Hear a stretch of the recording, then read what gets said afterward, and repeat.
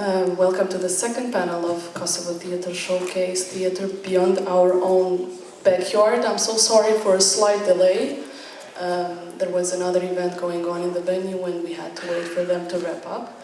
I'm so happy that Elsa Demo will be moderating this panel. She is going to introduce the other panelists, but I will read a short bio of hers so that you get to know her. Elsa is engaged with reports and analysis on arts and culture in Albanian daily media for 2 decades.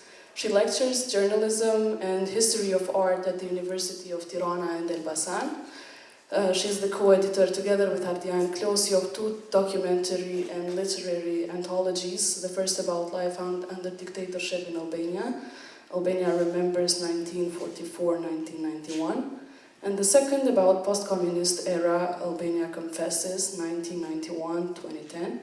She has a PhD on literature studies, Academy of Albanological Studies. She is the author of the program Artes on RTS, which is the Albanian public broadcaster since 2018.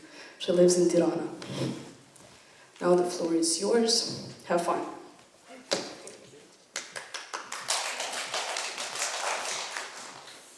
Thank you. I know you are a bit tired. First of all, I would like to thank Jeton and Showcase Festival for 3 reasons. The first, for the 2 beautiful collections, 2 volumes of contemporary drama of Kosovo. I'm going to take them with me in Tirana.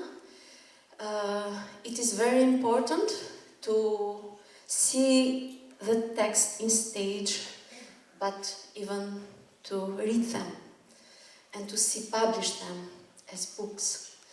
So it's the first time that I have these 2 volumes in my hands, and I saw their authors that I didn't know. They have written plays, for example, Mehmet Kraya and other authors. I know the new generation, but not the other one. The second reason, I thank Jeton because he has contributed to the Pristina-Tirana bridge, but it's a one-side bridge. It's a one-wing bridge, and this one side is from Pristina, and the other wing of Tirana or wing of Albania, it's suspended. It's on the air.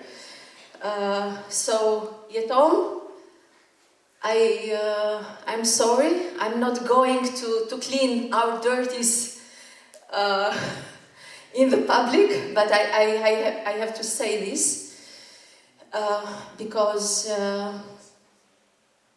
the Albanian policy for culture and for building bridges between Kosovo and Albania, as they promised, it's not in the level that we expected. So thank you for doing this. Thank you for bringing your shows, your performance in Tirana. And the third reason, thank you for the intensive experience of Father and Father. I saw another side of your work, and I saw a different style of Kushtrim Kolici. I saw one of his performance last year, Larem, and it was quite a different performance with Father and Father. And the intense performance of Ilir Vinca, Bujar Ahmeti, correct me if I'm not right with the names, and Kosovare Krasniqi, a very talented newcoming actress. Okay, welcome in Pristina. I have some difficulties with the pronunciation of your surnames. So sorry. Our discussion has some pillars, which are text and authors, reality and artistic reality, and audience. Let me introduce first the panel. Agata Tomšič is a playwright, actress born in Koper, Slovenia. Besides her work as actress, she shares with Davide Sacco the artistic direction of Eros and Eros, and is in charge of the dramaturgy of all its projects. Since 2018, she directs with Davide Polis Teatro, or Theatre Festival in Ravenna. Jakub Skrzywanek is a Polish director and playwright. We had a discussion with Jakub, a very interesting one, during the lunch. Or better, he spoke and I listened. He made his debut with Boys in Zinc, based on reports of Nobel Prize Svetlana Alexeyevich. In his work, he often takes up current topics on public debate, trying to undermine established myths and debunk social taboos. And the most interesting from his biography is the project Triptych on Violence. It's a work in progress, no? And, okay.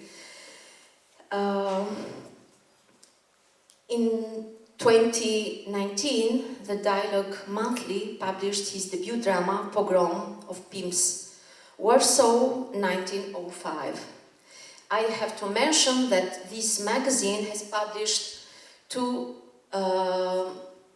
authors from Kosovo, Jetona Ziraj and Art Arifi, two works of them. Sarah Grochala is a British playwright. She says that she's interested on experiences of ordinary people caught up in the whirlwind of big events. Her work has been supported by National Theatre Studio, Royal Shakespeare Company, Orange Tree, Sphinx, etc. Her plays have been produced internationally in Europe and beyond. She is author of the contemporary political play published in 2017. And the other one, The Theatre of Rupert Gould.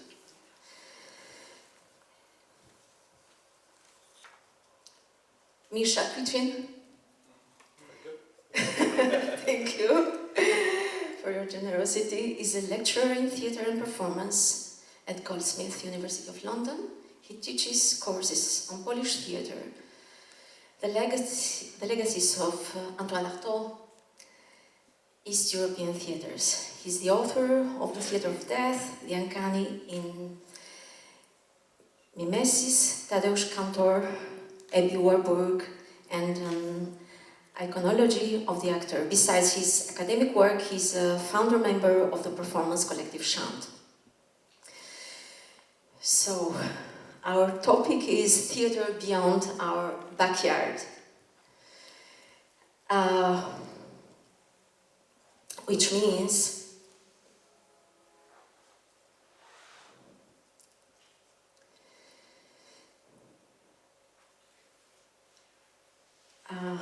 I have prepared some questions, but I would like to start from what I said before, from the performance of Father and Father. Not to talk about it, but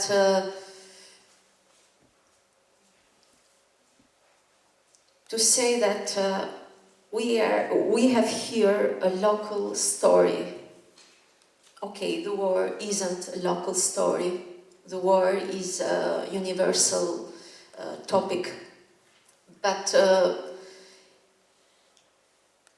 it is different for different countries because it depends on political, cultural background of that country. So, what is the response of theater in the current situation where the Europe is living right now? What do you expect from theater, from local stories, and from the universal language of theater? So, what do you expect from theater in this direction? Hello. I guess as someone coming from the UK, obviously our situation is that we were connected to Europe and now we are no longer connected to Europe in the same way because we've left the EU. So I think looking at it from a British perspective, we find ourselves in a difficult situation in that there was this sense beforehand of Europe and a European theatre and a lot of movement around Europe and chance to come to festivals like this and to work and collaborate with other people. But then from our perspective now, you know, legally, some of that has now become very difficult, particularly for musicians. It's become very difficult to move and tour in a way that was possible beforehand with the EU. And so we find ourselves in a country that is now looking very inwards and has created, you know, official governmental structures that force us to look inwards. And for those of us who are involved in theatre, who have, I guess, always looked outwards, suddenly we find ourselves in a more difficult situation than we were beforehand because collaboration becomes harder. And the insular point of view, already in the UK, any work from outside that comes in from Europe, if it's not originally in English, it's very difficult to get it on UK stages, so only about less than 1% of the output on British stages is contemporary plays in translation. If they are translated often, then they are adapted by British playwrights, so they're kind of given a sort of English stamp on top of them. And then when European productions come across, often they're either classic works that everyone would already be familiar with, or sometimes weirdly they're British plays that are then directed by European directors. So I think there's a sense in Britain as a theatre culture, there is definitely within the theatre culture a lot of people who are interested in looking outwards towards Europe and to building those bridges, but at the same time there's a sense of an entrenched inwardness within the culture that then makes it difficult to actually get any of that onto British stages and to really facilitate that exchange. I mean, obviously apart from, you know, great international festivals like Lift and things that happen at the Barbican, but I feel like Brexit has really helped to cement what was already quite an inward-looking situation in the country.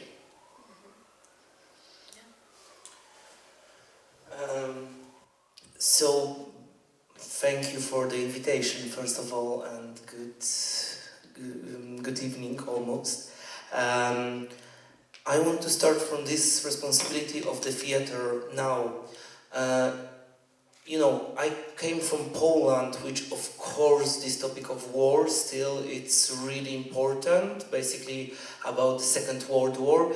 And we just talk about that with Sarah, because Sarah had Polish roots as well. And we talk about that, like, for example, in my specific case, all of my grandparents born in Poland before Second World War, which now is any longer Polish territory. I born in Wrocław, which before Second World War was Breslau.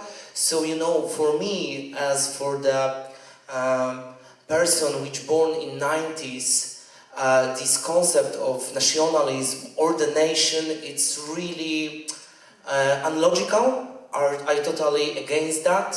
I so much more want to think about myself like about the European.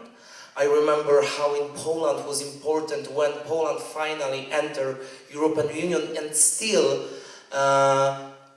even now when we have so fascist, authoritarian government, anti-European, still Poland are really Euro-enthusiastic, and it is important. And in that case, what you're asking me, I think it's really important how we have to think about those topics. You mentioned my first performance, and it was Svetlana Alexievich Think Boys, and it was from the idea just after the war in Ukrainian started, because we have to remember it started when the Russia attacked Crimea in 2013.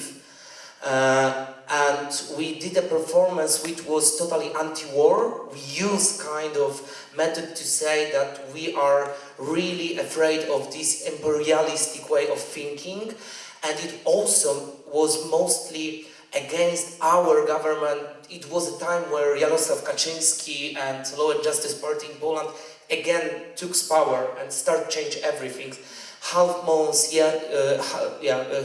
year later, in my city in Wrocław, they burned again puppet of Jew, the nationalists, and you know, it started something like, for me, you know, I have those feelings in Poland that I start to work in European tolerant country, and I start to saw this all kind of demons which we have in our society with fascism, all this stuff. And then my decision was started to use that topic, use the theater as the tool where we have to think about in this responsibility to making the theater mostly public theater, because I mostly work in public theaters. Fortunately in Poland we have almost 200 public theaters, dramatic public theaters, to use that space, these theaters, to fight against what's going on in Poland. Of course, it's really early start to be really problematic for the government, mostly when I did a performance named Mein Kampf.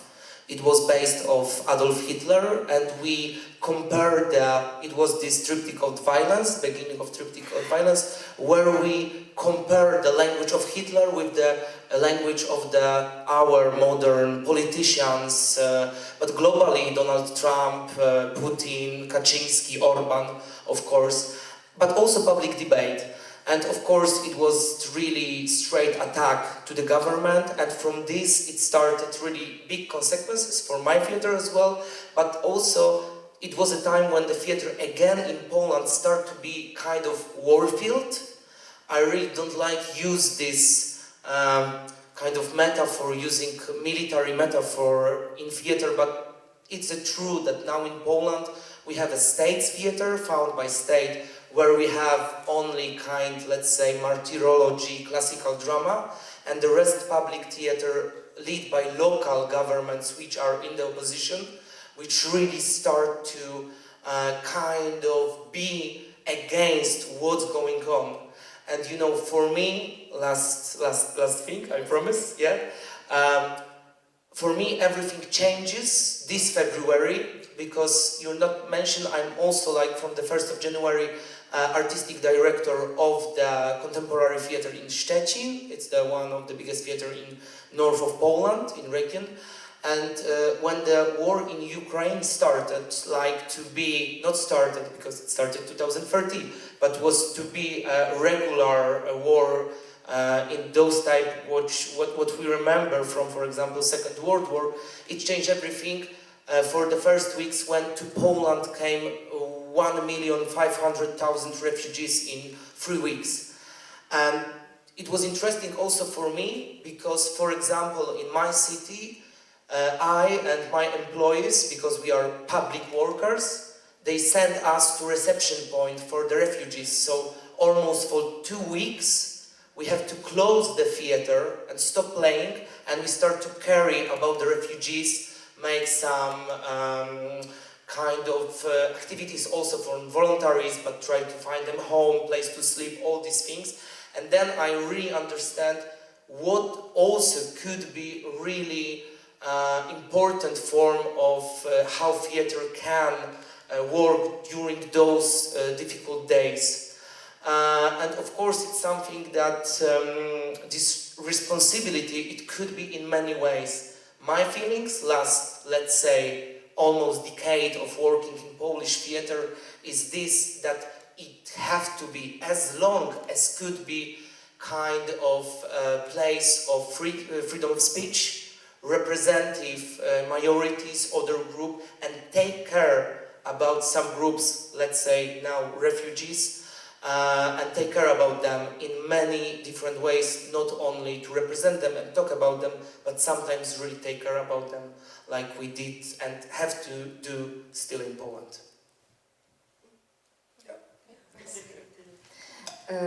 Yes, I agree with most of the things that Jakub says and about theater as a tool to transform reality.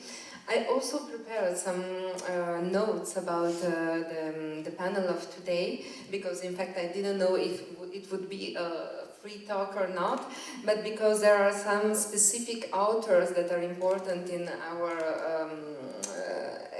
artistic experience as erupts and terrors, who are some kind of guidelines that maybe can be useful to imagine also an answer to this open question that you gave us.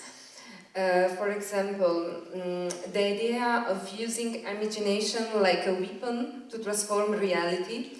This is a quote by Bertolt Brecht and also used by Walter Benjamin, when Brecht from exile said in response to Nazi fascism that book is a weapon and the art must have the power to project itself at the observer like a bullet. I think that is very significant also if we think about the performance we have seen yesterday.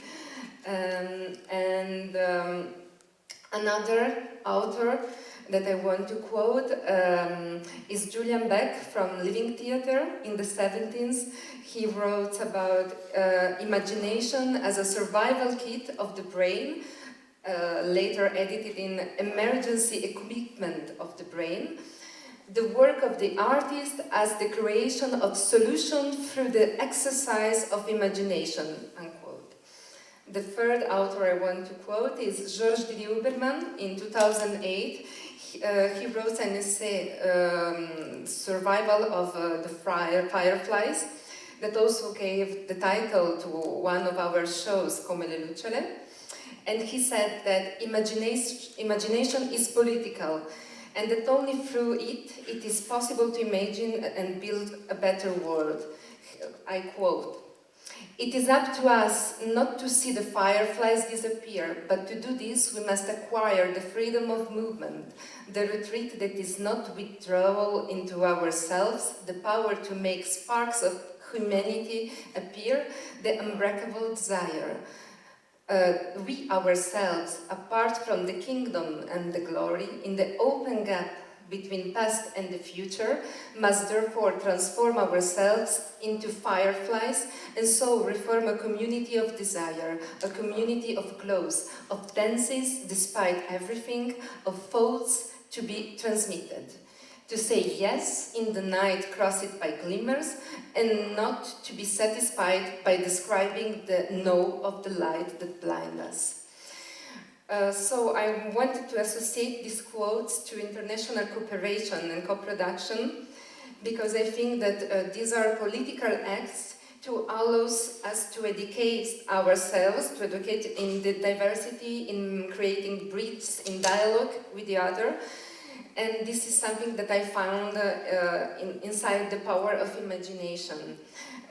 Also thinking about the theater from ancient times, theater has always been the place when opposites can meet and clash, where the times can be assembled achronically, when through cutting, copying, pasting, or if we prefer to say quoting and montage, different orders of reality can lead to new forms of knowledge and resistance.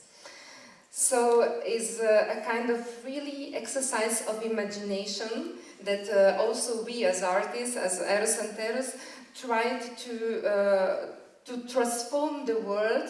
Somehow this is a kind of utopia that we follow.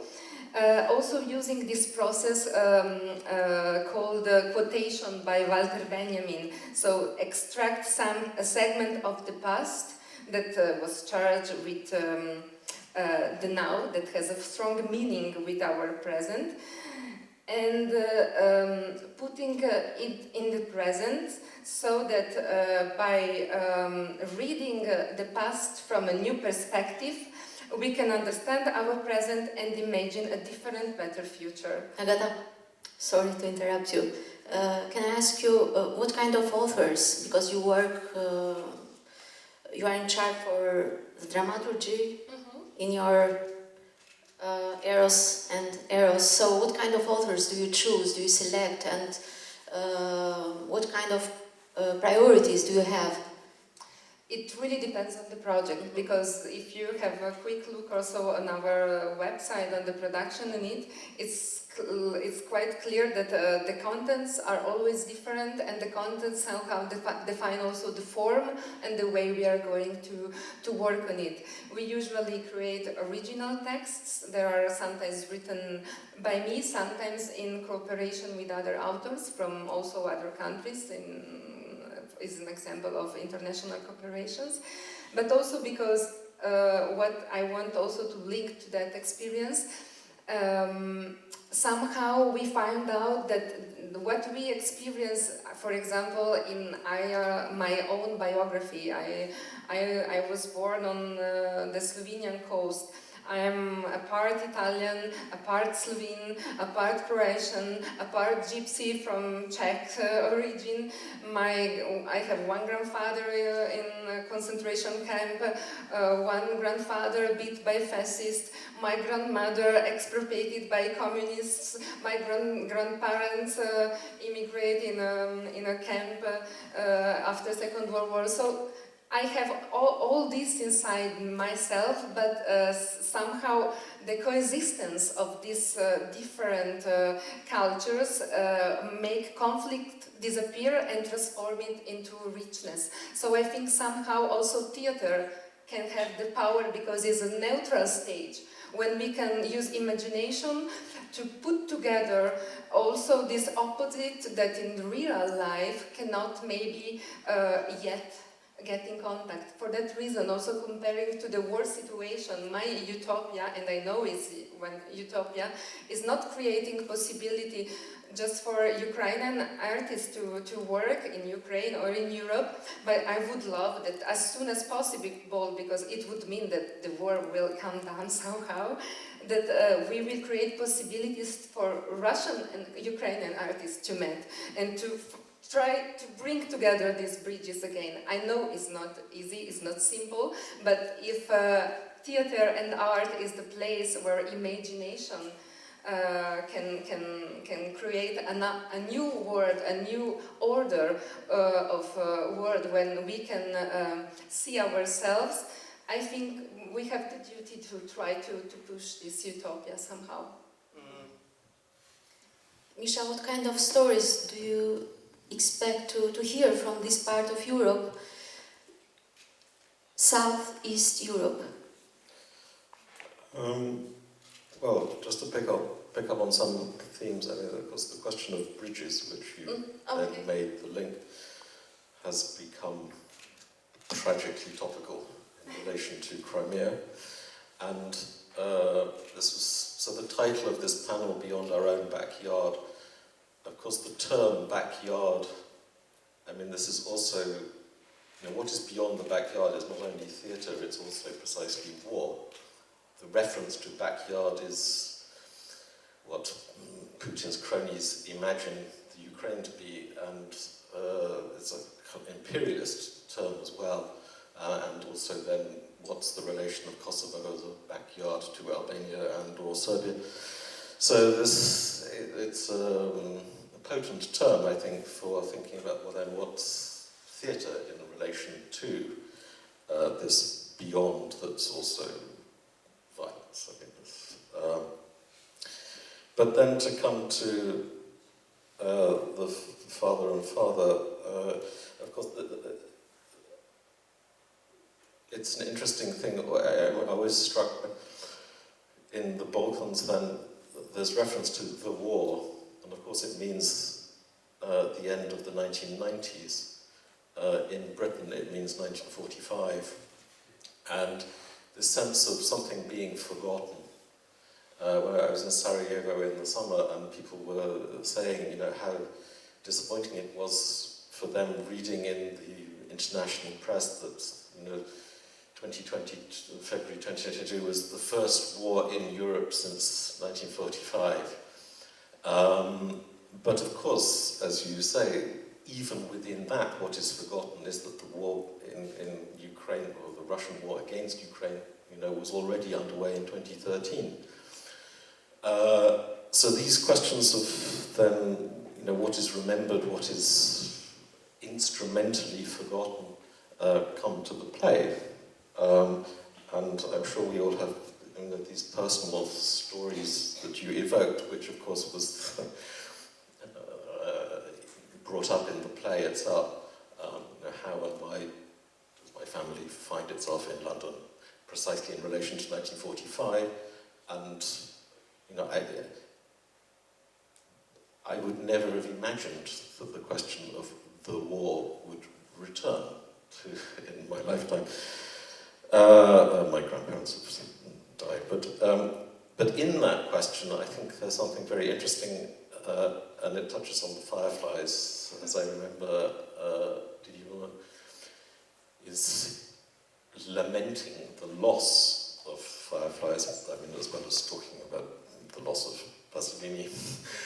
And I was obviously one of the things in the play was this. We were given something to, literally, physically something to take away with us. This handkerchief on which was embroidered this line, more than 1,600 people still missing. And to come back to the question of the backyard and war and theatre, I think the question is, who is missing? This is another essay by Didier Roman. We can talk about the missing in terms of audience. We can talk about the missing in terms... So, audience, precisely in relation, theatre's relation to politics and civic society. As well as then this thematic evocation of the missing, who are, of course, compellingly present, the dead, or for a lot of people, this ambivalent status of relatives who are presumed dead. But the political question is what's the people who are missing, as it were, from the theatre talks to the people who are, for whom the theatre is a backyard, the theatre-going public, rather than the nationalist politicians. Of course, there is a theatre of nationalism and so forth, but I suspect there are very few people in the room who are advocates, and we saw the play yesterday about Hanko. So this relation to civic society, or civil society, but also I wanted just to say in relation to beyond the backyard, and it's an incredible thing that there is international meeting, and we're demonstrating it now in English, that for somebody coming from Britain to be able to participate in an international dialogue, which is Anglophone, is an extraordinary thing. And then there is the particular politics of Brexit, but I noticed that there is another backyard, which of course is always the graveyard, the cemetery, where the fallen lie in relation to the First World War, and I can't help but notice, in terms of coming from being British, immediately outside this building is a monument to members of British Armed Forces in NATO, KFOR force, who died in the context of the end of the 1990s here. So it's this, to come back to the play, the father and father, the resonances for all of that. Absolutely, the fireflies of imagination, of cultural memory, of political, the willfulness of political forgetting, and what what theatre might have as a place in that relation. So then, an association, of course, Brecht making the observation is not the issue is about, what are the politics of theatre making, not making theatre about politics. And it sounded very much as if your theatres are, taking this very, the integrity of that. I also prepared some quotations from Václav Havel, but maybe we might come back to that. It's for you. During the lunch you mentioned a very interesting topic, suicide in Poland, in teenagers, and how theatre has dealt with this topic.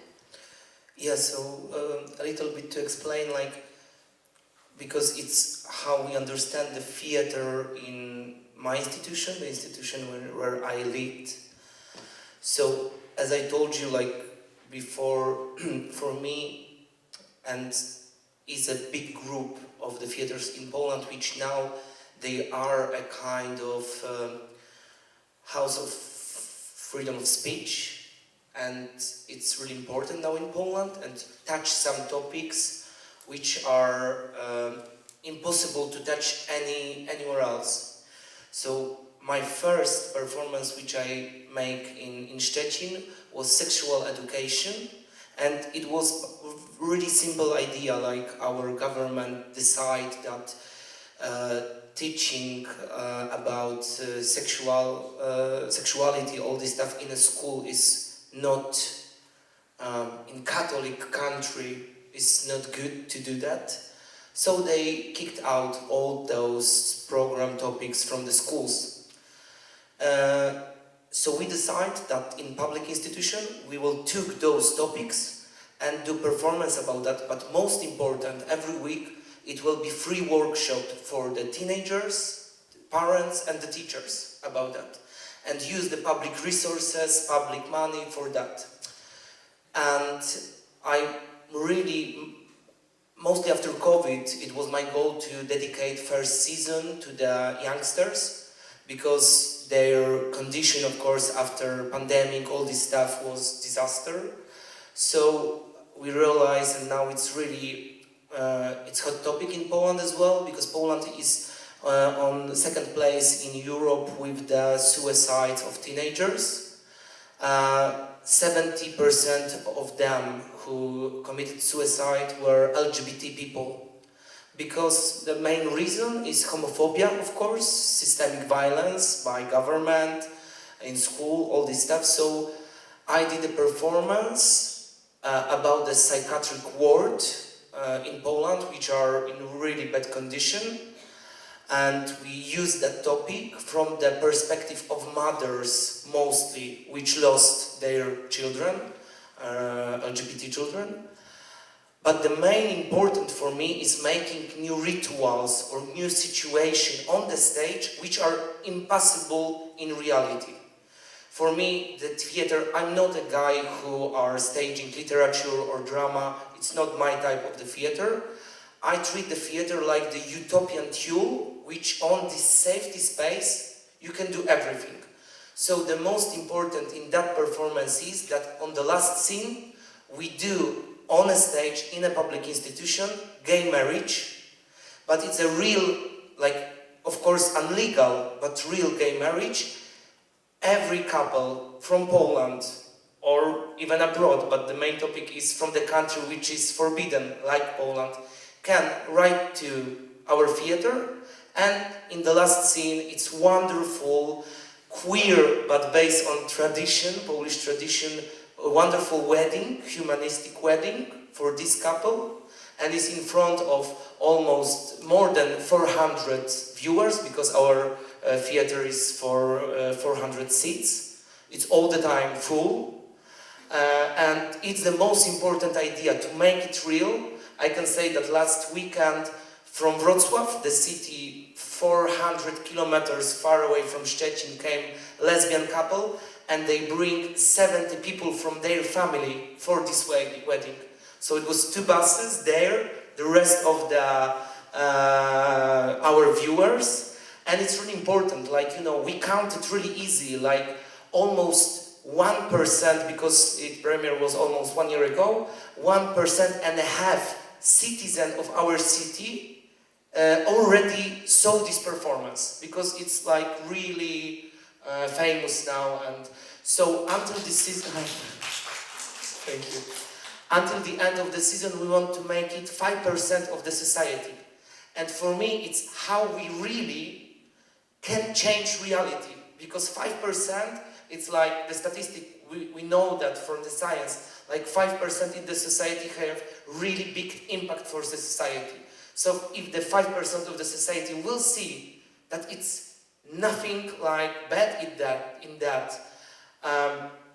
And the last thing is really important. It's not offend anyone and against anyone, because the most important argument for Polish conservative politician is that LGBT cure, all this stuff is against Polish tradition.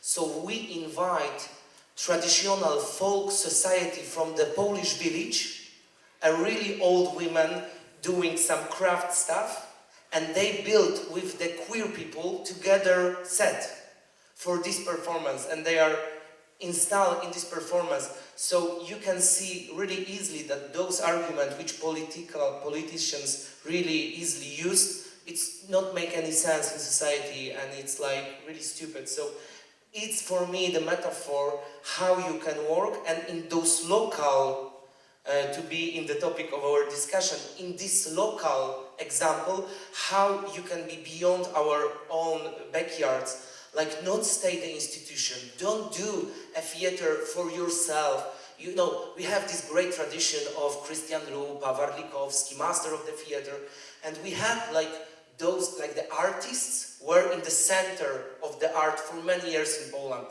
And now I'm really proud of this, that my generation of artists in Poland put the audience, the society in the central point. And this is the biggest change of Polish theater, and I think this is the future and how we should think about the theater, to go away from our topic as the artist, start to really work with our society on this local way, and make this theater with them. Last things, in this performance, we use kind of method in Szczecin, we invented. We have the experts for making performances. So it's not like those that, okay, let's make the LGBT performance. No, if we want to make the performance about the LGBT community, we make the group of the experts invite some organization, and we start to consult with them, scenarios, scenes, something like those. In Spartacus, it was the name of this performance, we have almost 70 people like the experts. It was those women, old women from this crafting stuff, people about the LGBT, people about the psychiatric and this all medical stuff. So we built a big community which kind of teach us how to make this performance to in good way represent this topic and this way. And for me it's one of the good examples how theater can go beyond our own backyard.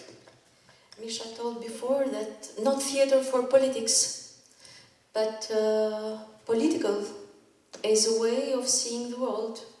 In your case, Sarah, telling stories about ordinary people is, let's say, the best policy. Yeah, I think for me,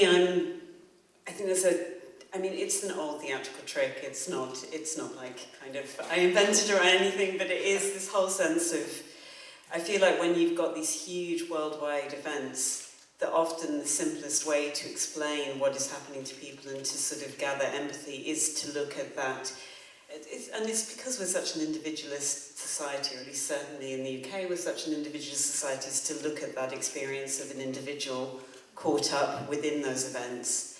So one of my plays, S27, which is based on the Khmer Rouge in Cambodia, that was a sort of exercise at looking at a place called S21, which is a prison camp there where 14,000 people were killed over the course of the Khmer Rouge in Cambodia. 7 adults survived. And what the place is famous for is that there were a bunch of photographs that was taken of everyone as they came in by this photographer. And so if you go to the place, there's sort of, you know, just boards and boards of these pictures. And when you look at it, it's kind of overwhelming because what you see is a bunch of photographs of people. But I guess what I was interested in was trying to go in and to look at the individual within the photograph and trying to sort of bring a group of individuals out of that and trying to sort of look at that experience from the point of view of those individuals who were caught up in it, to give people a window, a way of coming into, a way of thinking, if it was me and this was happening to me, then what is that experience? I think, again, which was coming out of, I feel growing up in the UK, there was quite an arrogant attitude to other cultures at times, a sort of sense of these things happen over there to those people because they are, because they are less civilized than us, I guess, if I was being frank. And I think for me there was also something about talking about things, again, as someone who comes from a very mixed background and who, again, you know, my whole location in the UK is entirely born out of war. But this trying to sort of get British people, the whole thing, although it is based on Cambodia, is very much done with British people with British accents. It's a kind of sort of dystopian sort of British scenario, trying to get British people to put themselves into those individuals' place and stop thinking that those are things that happen to people far away and start to think those are things that happen to people like me, to people who thought they lived in a civilized, reasonable society one day, only to wake up the next day and discover that actually everything they thought was safe and secure and civilized about where they were is suddenly sort of crumbling and falling apart. So I think for me that's kind of the value at looking at something from an individual perspective. But at the same time, I feel that one of the weaknesses of Western society is also that looking at everything from a kind of very individualistic perspective that I feel is getting worse and worse and worse. And that at times, I wonder what, from an English language point of view, very individualistic theatre, what a theatre of a collective looks like. And as we move into what feel like they're becoming much more difficult times, like you were saying with the community, how do you create a theatre that represents a group and the feeling of a group? Because there is power in that in a different way from the power of being able to get someone to identify with another individual. So that ability to use stories to help audiences to identify with situations in different ways and with experiences that are perhaps beyond their own experiences, and to help them to feel them, and to sort of do something about them in a kind of very idealistic way.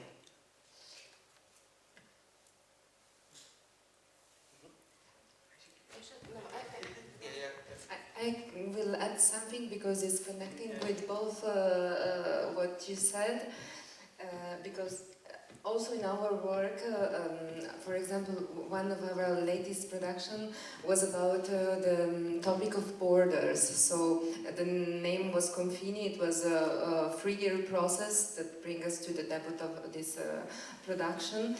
And we have mixed somehow the way you work on individual stories and the way you search for experts to go inside some topics that are bigger than us somehow.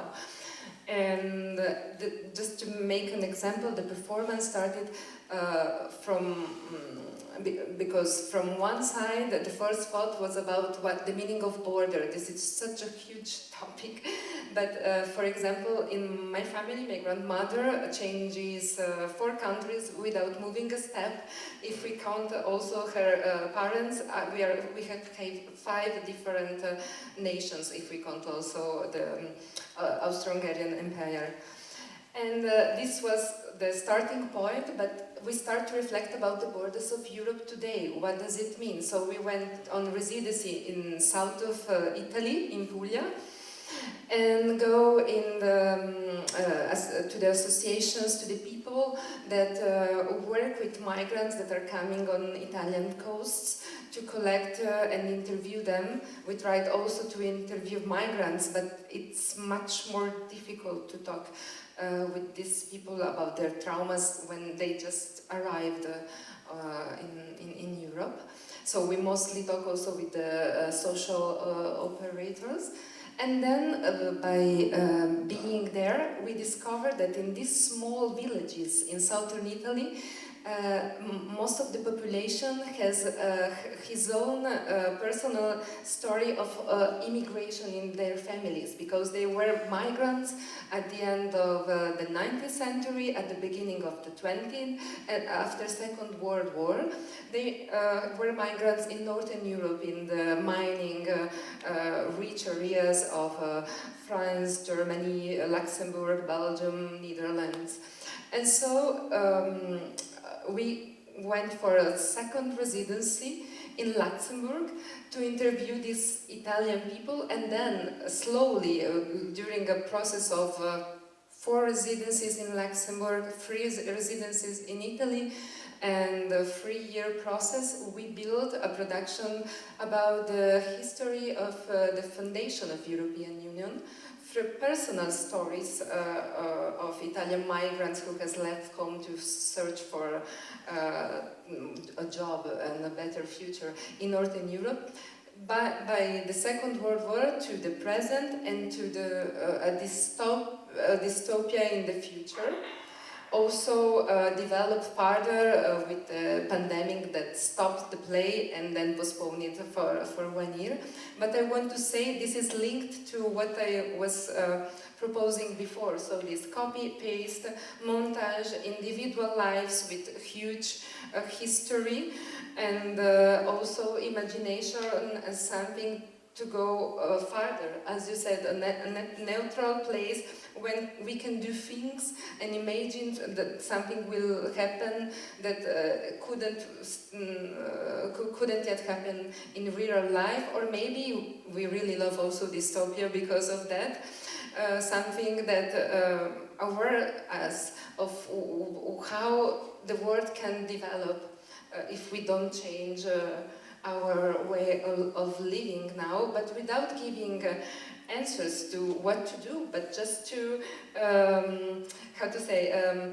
spread it with imagination and make it, more and more farther and this topic. Also, I want just to add a final thing. During the last two years, I'm reflecting a lot about what is reality and dystopia today, because I think that we are becoming more and more used to a reality that it's even more dystopic with what we could imagine 3 years before. I don't know, if in 2019 somebody would told me that we will have a pandemic, a war in Europe, I would never believe that, and now somehow we are here. We are also having a new government in Italy that we never imagined could happen again. So, stop.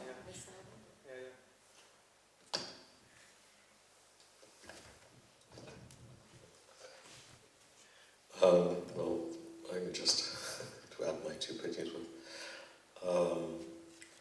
I think this final question, it comes back to the question of what's missing. I mean, there's precisely a question of normality. Of course, the pandemic meant there was big discussion about, oh, things will change, blah, blah, blah. But of course, the political interest was entirely returned to normality. And that, of course, is pervasive, and we're in the middle of it. And the same in relation to war, that war is maintained because, of course, around it, and in consequence of it, normality is, well, the question of what is the normality of the violence is not actually changed or put into question.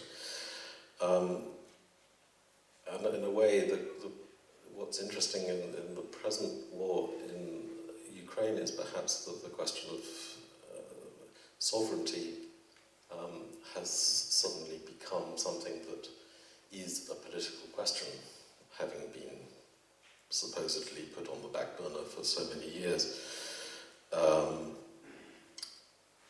And its relation then to either nationalism, and which is obviously a matter here, or internationalism, and how that is sustainable with respect to then all of these concerns that we had: displaced people, refugees, these matters that are internal to societies that you've been discussing. So maybe I'll just make a couple of quotes from Václav Havel, because it seems to me interesting. I was in this theatre festival in Estonia in September, and again there was a Havel play, and we go to see the memorandum on Saturday. And it's in my mind, because of conversation with Chinese students, attending a seminar I had in London. And of course, in relation to these issues of beyond our backyard and sovereignty, never mind Ukraine, Taiwan is a major. If there is war in Taiwan, then it's big trouble for all of us. And so the sense of whose backyard, and we have Chinese students, no doubt here as well, but very much in the UK. And when I was setting up the course, looking at Eastern Europe, well, or former Eastern Europe, that's of course the question. I debated about Havel, as a figure who, of course, his life story and his work gives an access to an incredible series of changes, including staying in the same place and finding yourself in 4 different countries. And so I was unsure about it, because, well, is this the past? This was in 2015, 2016. But I was, quite very moved by a couple of Chinese students in the first year of the course, for whom the session with Havel was the most pregnant for them. Because for them, of course, living in a society run by the Communist Party, the plays and then his famous essay, The Power of the Powerless, spoke directly to their present situation. Although it was written in 77, I think, Power of the Powerless. So that's another theme that I'm interested in terms of coming out of the play of anachronism. So Benjamin, Warburg, this being displaced in time, and understanding that relation. So then, just like this year, for example, one of the Chinese students was saying that their most sense of connection with somebody living in London was with a flatmate from Romania, rather than from people from the region in China, whether from Korea or Singapore or whatever. So that was an interesting issue again. And I think, so it's sort of, what is the anachronism of reading Havel today? Human beings are compelled to live within a lie, but they can be compelled to do so only because they are in fact capable of living in this way. In highly simplified terms, it could be said that the post-totalitarian system has been built on foundations laid by the historical encounter between dictatorship and the consumer society. And do we not in fact stand, although in the external measures of civilization we are far behind, he's talking about the Soviet bloc, Eastern Bloc in the 70s, as a kind of warning to the West revealing to it its own latent tendencies. And I think that the sense of what those latent tendencies really mean, to come back to the question of who or what is missing, and the recrudescence of the question of nationalism in the present with regard to war, I would never have followed this train of thought in 2015.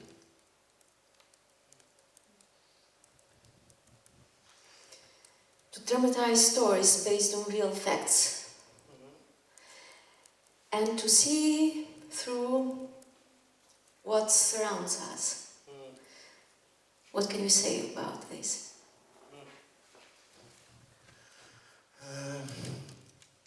That it is problematic, because also, even if those examples which I spoke, or we are speaking all the time, in those words dramatizing, it's it's all the time problematic from this side about to represent some ideas, some stories, some group. And for me, it's this really difficult line how to catch that. Yeah, mostly I use kind of now I name my strategy to my theater is I try to make reconstruction, some situations, some stories, some spaces, or so. It's maybe helped me to name how we can dramatize some stories, but it's really, really difficult. Mostly, I think you have to questionize your own position from where you try to tell some stories. It is the most important, I think, to start from that point, to ask yourself from which position you want to tell about something. I had really interesting example now. Like I was invited to Uzbekistan to make the performance about Afghan refugees women which escaped from Taliban regime last year. And for me it was really difficult because for the first of all I'm the man. Second, I'm the white European guy which will go to Tashkent, make the interviews with them and with there and some to make those. It was just after Mein Kampf we play in the wonderful Freedom Festival in Narva, and the people from Ilkom Theater invite me. They saw Mein Kampf and they told that they want me to make this performance. And fun fact is, it wasn't fun, but the fact is, like the day before opening night, Uzbek KGB came on the stage with the guns, want to cancel premiere. Officially, they told that the reason I'm the European director, which not at all understand tradition, Muslim religion, all those topics which are in those culture, it's the reason they think my performance will be a danger for Uzbek society. The real fact was 1 month before President of Uzbekistan signed the contract with the Taliban and want to make economical deals with them. So our performance were really difficult for them, and now it's the political agenda. So, it was like really problematic because they used those arguments which was also my doubts, like how to make those story. I only want to add like the stories which I get from these Afghan women, which for me was the hardest things I ever have to deal like the director. I think it's nothing to compare with those. And the second problem was that when I agree for that project, it was more than 1 year ago. We don't have the problem in Ukraine with the war, and every of my colleagues in Poland asked me, why are you going to Uzbekistan to work with the refugees? If now in Poland we have those topics, like you don't need to go there. But it's also, I think, the really important topic about how to represent some topics and why we need this international exchange of the artists and how to use that. And you know, what we see now, for example, also for me yesterday, Handke project was also really important to show, because, you know, in Poland, the Handke wasn't a topic at all, because it was the same year as Olga Tokarczuk got the prize. So everyone was so celebrating that no one really cared that someone else get the Nobel Prize too. So, you know, get those perspectives was for me really important. And I think really of an artist could be like this third eye, which can look at the society and start to develop something. It was our case in Uzbekistan, because we also go on the first rehearsal. I invite only actresses for those processes, and I want to work with them. And on the first rehearsal, one of the actresses asked if this performance will be also about against the violence in the Uzbek society. And I get to know that every year in Uzbekistan, thousands of women died because of the domestic violence. Only last year, 20 of them set themselves in the fire in the public spaces because they are kicked out from the houses, and it's horrible. So we go those way, and I go by them. But you know, in the end, I think my presence there was really problematic. Because, okay, we dramatized those stories, it was this third eye, and you know, in the end I came back to Poland, but they stay there with those old problems, which I bring with this third eye. So, of course, I look at those, on the other hand, really critically. So, you know, for example, now my strategy in Poland with, for example, the topic of the Ukraine is to invite Ukrainian artists to our theater and give them the space to work in Polish theater, because they can't work now in Ukraine. So we get the residency only dedicated for Ukrainian artists. And I don't know if it's good, but I think it's more fair to also, I think now it's, you know, I can imagine that now I in Poland make the performance about the war in the Ukraine. It's stupid, like this way of thinking, so I so much prefer. So if you ask me about dramatizing the story, for me the most topic is that who will dramatize it, from which point it will look at those, and which tools, what tools he will use in that way. And it's really now important and really difficult in our, you know, contemporary, let's say, theater. So it's for me most important, and I think you see, on the one hand, it's great, this international exchange, and it can have some really strong impact, but on the other hand, it's tricky and it's really danger, and it's not. I will say that, I also do that, so I understand my position as well. It's not exactly ethically to, you know, also in every topic or every situation to do that. So it's hard to answer that. What's your answer?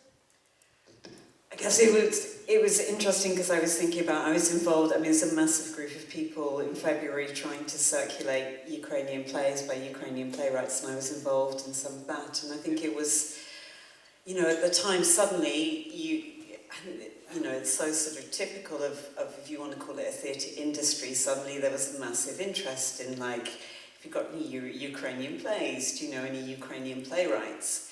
But there's a level on which you know that it's about using this moment of war in a way that is not actually really about the artists who you'd be involving in it. It's about the theatre, say, looking like they're on the right side, or about projecting a sense of yourselves being good people.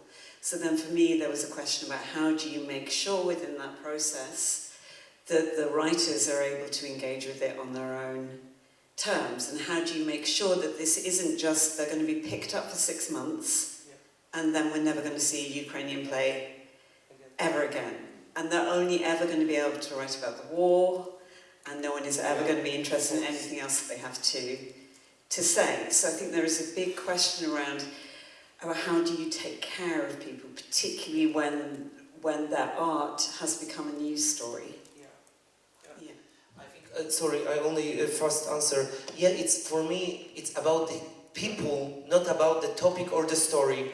And you know, for me, this residency, one of this, for me, was hard to make even open call for that. But I asked, of course, we don't have resources to invite everyone, and I work with some Ukrainian artists, and she helped me to make this announcing of this open call, to make it as fair as we thought it could be. But during these talks we had, during these open calls, for example, you know, it's the story when the artist from Ukraine ask you, when I came to Poland, can I stay there? Can you help me to get the documents of, you know, long term to stay, or help me find a place? Or the second girl, we had a talk, and then she told me, it was 2 weeks ago, she were in Lviv, sorry, I have to, in 5 minutes, end our meeting because I have the alarm that they launch a missile. So in 5 minutes I have to go to the shelter. And you know, it's during your meeting, you are in great safety space in Poland, talking with someone, and you are in this really hierarchy as well.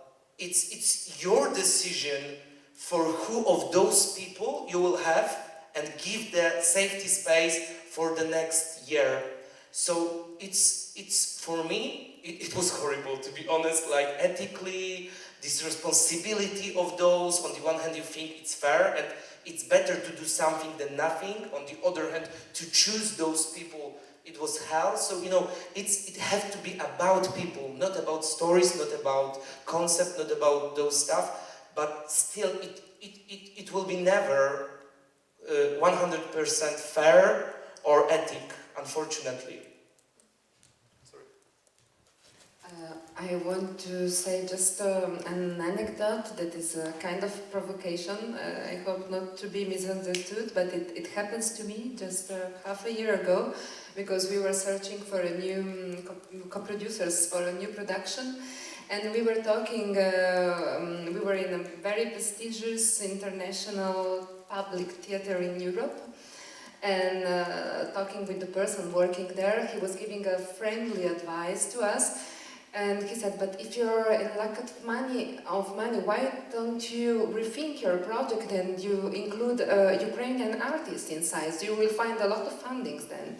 And it was such a shocking thing somehow. It's just a provocation. We didn't change the project, even if maybe we could, but is this kind of also of ethic? What are we doing that? Something that still came to my mind, and yes, maybe just that. Coming back to your question, as I said before, yes, we use real facts. We really try to include reality, and also, for example, we are going to produce a new production on climate change next year. And we are trying to involve activists for climate change, Fridays for Future, Extinction Rebellion, and so on, but also to have the tools to understand what we are doing. So in that I am linked with the experts you were talking about, but also to try to, not just to steal their words, but also include them in the process, because I don't know, maybe is also a way of finding me as an artist, the tools, because if not, the topic is so huge that I am going to lose myself inside, and it helps me, and also somehow I hope that it makes feel to the people who usually don't go to theaters, but they go in the streets to make protests, to understand that theater is linked to society. So for me that is very, very important. Another utopia, today I am talking about utopias, is that also what we do with our theater festival. For that reason we choose the name Polis, so city see in Greek, because we really want that people feel somehow that theater is still important, because yes, you said also this example about going out of Europe, working and so on, but in Italy we face the opposite. We are not important at all. We can use speeches from Silvio Berlusconi on stage and nobody cares somehow, or they don't. So it was like that before the actual government. We will see in next years, but somehow I'm also reflecting about that. Yes, maybe in some kind of dictatorship. Yes. Just to quote another author, like Heiner Müller was saying when they asked them, why are you living in Eastern Germany? Because why don't you live with more freedom in the West? And he said, because here I am important. Culture is so important, they use censorship. If I go in the West, nobody cares about that. So it's another provocation, but it's linked somehow.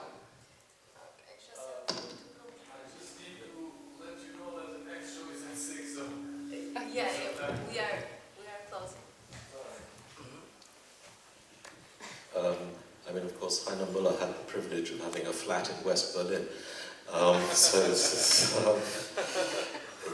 He's a particular example. But I was only going to say that, I mean, this comes back to the Brecht point about not making theatre about politics, but what's the politics of making theatre? And then, there's a question, is there an ethics that could be particular to theatre practice, distinct from or in relation to the ethics that are engaged in civil society? I mean, why are we talking about theatre? And the thing that Brecht insisted on, the danger, which is sort of looming in the background, of course, of that theatre has the capacity to theatricalize anything. And what's the ethics of the working practice, theatre practice, as which of course Müller was absolutely engaged in, what is resisting that process of theatricalization, rendering experience and references in the terms of how theatre as an institution works, to try to unsettle and decouple that.